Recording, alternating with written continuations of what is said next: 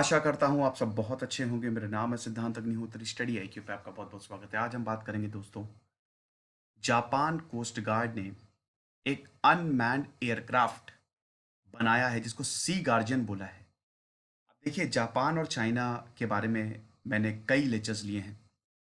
दोनों की दुश्मनी तो नहीं है, लेकिन चाइना का एग्रेशन ऐसा है कि जापान को डिफेंसिव होना ही पड़ेगा। जापान ऑफेंसिव नहीं हो सकता। ध्यान दीजिएगा, जिस दिन जापान ऑफेंसिव हो गया ना, पूरी दुनिया की बैंड बजा देगा, जैसा उसने वर्ल्ड वॉर टू के टाइम किया था। मतलब 1895 से मेजी रेस्टोरेशन पे मेरा लेक्चर लीजिएगा, देखिएगा। और उसके बाद 1860 के बाद से, मतलब 1867 में हुआ था जब जापान की इकोनॉमी को खोला। उसके बाद 1889 से जापान में नया कॉन्स्टिट्यूशन आया। फिर जापान ने पूरी दुनिया की ऐसी बैंड बजाई है। जब जापान ने अपनी इंपीरियल आर्मी बनाई, वो सबने देखा। चाइना तो घुटनों पे आ गया था ना। घुटनों पे छोड़िए, चाइना जमीन पे आ गया था। मैंने बहुत सारे लेक्चर्स लिए हैं इस पे।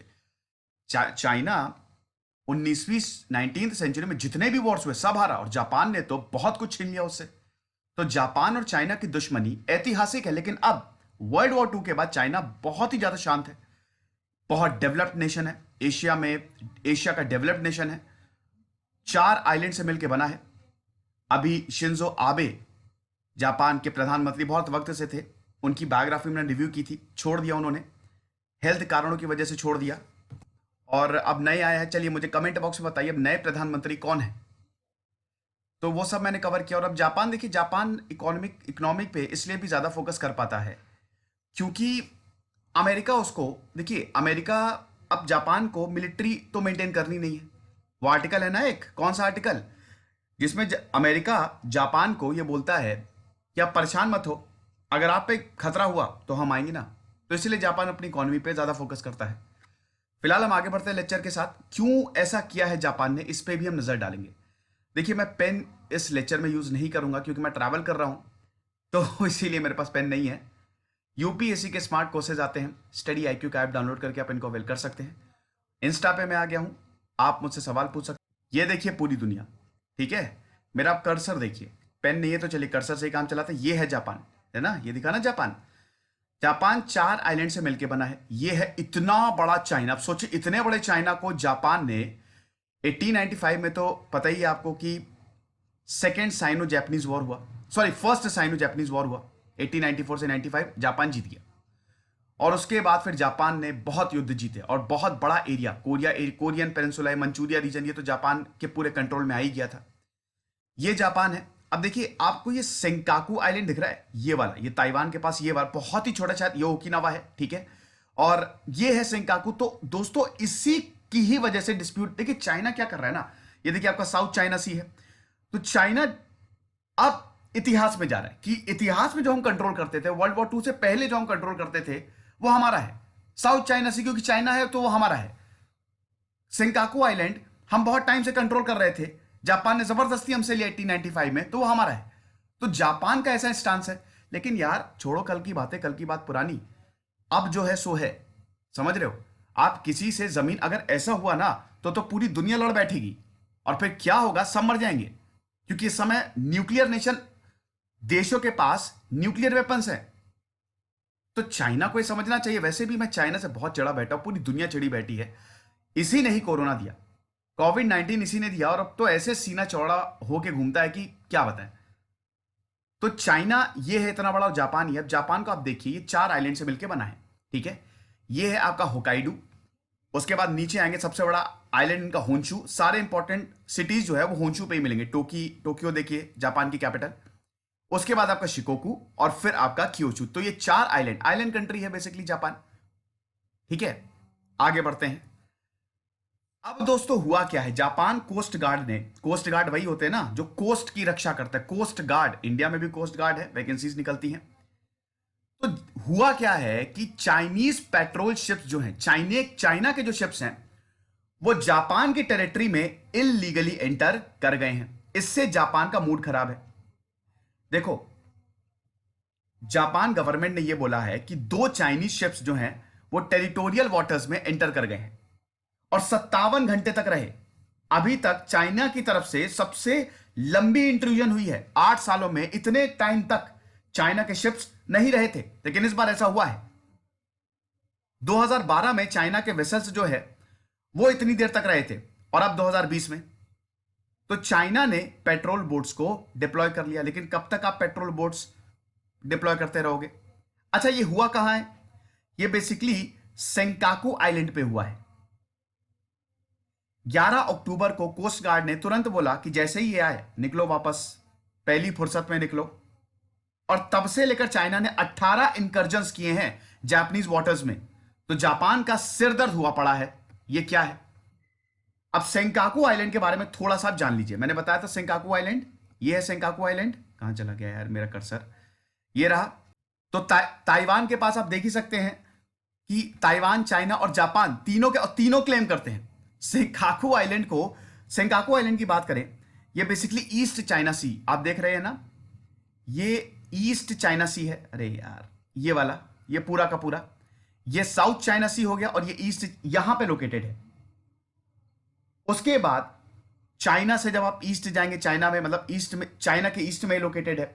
और चाइना, ताइवान और जापान तीनों ही, हालांकि आइलैंड जापान का ही है, लेकिन तीनों ही कहते हैं कि आइलैंड जो है वो हमारा है। चाइना में इसको दायू आइलैंड बोला जाता है। 7 स्क्वायर किलोमीटर का ये एरिया है। लेकिन दोस्तों, ये टेरिटोरियल डिस्प्यूट है चाइना और जापान में, और चाइना, जापान और ताइवान में, तीनों ही क्लेम करते हैं। चाइना बोलता है कि 14वीं सेंचुरी में हमने इस आइलैंड को डिस्कवर किया, तो ये हमारा है, आप हमको दे दो। और जापान ने 1895 में, वर्ल्ड वॉर 2 में, मतलब 1895 में जापान ने इसका कंट्रोल लिया, जबरदस्ती लिया हमको हरा के। और वर्ल्ड वॉर 2 जब खत्म हुआ तब जापान ने सरेंडर किया। फिर अमेरिका ने पूरे जापान को कंट्रोल करना शुरू कर दिया वर्ल्ड वॉर 2 के बाद, और एक रिकवरी प्रोग्राम शुरू किया जापान में। तो अमेरिका इस आइलैंड को फिर कंट्रोल करता था। यूनाइटेड स्टेट ने इस आइलैंड को एडमिनिस्टर किया। एक एग्रीमेंट साइन हुआ था, United States civil administration of ryukyu island, 1945 से लेकर 1972 तक। और 1972 के बाद finally Okinawa reversion agreement sign हुआ, तब यह आइलैंड जापान को वापस दिया गया।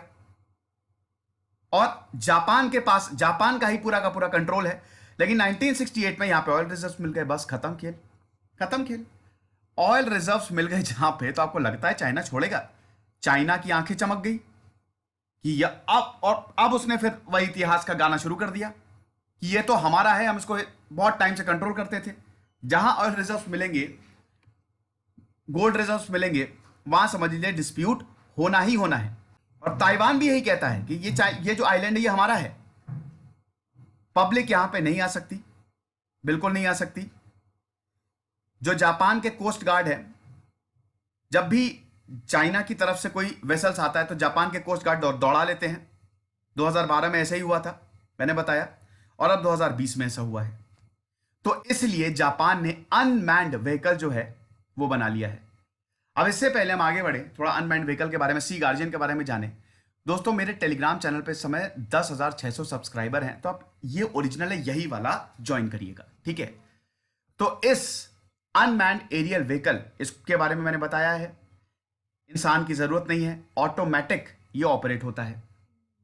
Unmanned aerial vehicle 12 metre long है, 24 मीटर वाइड है, और इसको सी गार्जियन बोला जाएगा, समुद्र का रक्षक, सी गार्जियन। अमेरिका की defence firm general Atomics aeronautical system ने इसको डेवलप किया है। तो अमेरिका ने डेवलप किया, जापान यूज करेगा। अच्छी बात है कि दोबारा ये हमारे वाटर्स में, सेंकाकू आइलैंड में ना आए। एयरक्राफ्ट जो है that will be based at the maritime self defence force Hachinohe base. Northern Japan में जो हाचिनोहे बेस है, वहां पे ही इस एयरक्राफ्ट को रखा जाएगा। और क्योंकि अनमैन्ड है तो इसको रिमोटली पायलट किया जाएगा। इंसान तो चलाएगा नहीं, रिमोट से चलाया जाएगा। ये पूरा का पूरा ग्राउंड में इसका कंट्रोल स्टेशन होगा। क्या क्या है, किसी भी यूएवी में रेडार बहुत इंपॉर्टेंट होता है, तो रेडार होगा इसमें। हाई डेफिनेशन कैमरा तो के बिना तो कोई भी यूएवी बेकारी है, तो हाई डेफिनेशन कैमरा लगाए जाएंगे। और 24 घंटे तक ये उड़ेगा, नॉन स्टॉप। कैपेबिलिटी तगड़ी है इसकी। जापान का जो इकोनॉमिक जोन है उसको कवर करेगा। ऐसा तो नहीं कि मैंने बताया ना, जापान एक आइलैंड कंट्री है, तो जापान को अपने मैरीटाइम बॉर्डर की सुरक्षा करनी पड़ती है। तो इस तरीके के व्हीकल्स बड़े लाभदायक होते हैं। तुरंत data, real time ending of data और इमेजेस देगा ये। जैसे ही फोटो खींची, लैगिंग नहीं होगी, फोटो खींची विद इन सेकेंड्स सामने आ जाएगी। चाइना ने जैसे ही घुसा, चाइना फोटो खींच के तुरंत जापान के पास आ जाएगी, डेटा जापान के पास आ जाएगा। ये है। उसके बाद करंटली जापान जो है वो सर्चेज और रेस्क्यू को कंडक्ट करवाता है, मैरीटाइम सर्वेलेंस करवाता है। उसमें इसके 33 एयरक्राफ्ट और 52 हेलीकॉप्टर्स यूज होते हैं। अब आप देखिए कि सिर्फ अपने एरिया की ही रक्षा करने के लिए कितना पैसा खर्च हो रहा है। 33 एयरक्राफ्ट और 52 हेलीकॉप्टर्स। और ये जरूरी भी है, क्या करें, चाइना तो मानता है नहीं, वो तो बस घुसता चला जाता है एकदम। जब तक उसको मार के भगाओ ना, तब तक मानता ही नहीं। तो वैलिडेशन फ्लाइट्स जो हैं ये कब शेड्यूल्ड है? 10 नवंबर, यानी कि आज तो 12 नवंबर है, परसों हो गया। लेक्चर थोड़ा सा लेट है। कॉस्ट कितनी है? $8.5 मिलियन। इससे पहले जापान ने अपनी न्यूएस्ट सबमरीन को अनवील किया था। मैंने बताया कि जब जापान मिलिट्री में चला जाएगा ना, तो ये तो आप समझ लीजिए ऐसी ऐसी टेक्नोलॉजी बना देंगे कि बहुत बुरी हालत हो जाएगी।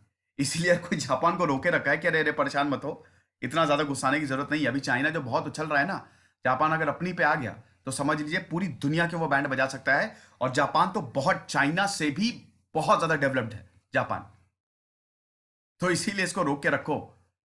तो वेंसडे ने जापान ने सबमरीन को भी अनवील किया कि तुमको एग्रेशन दिखाना है, रुको हम दिखाते तुमको एग्रेशन। तो चाइना का एग्रेशन बढ़ता जा रहा है दोस्तों, और ये अच्छी बात नहीं है। फिलहाल ये लेक्चर था, आई होप आपको पसंद आया होगा। खुश रहिए, पढ़ते रहिए। दिस इज सिद्धांत अग्निहोत्री साइनिंग ऑफ।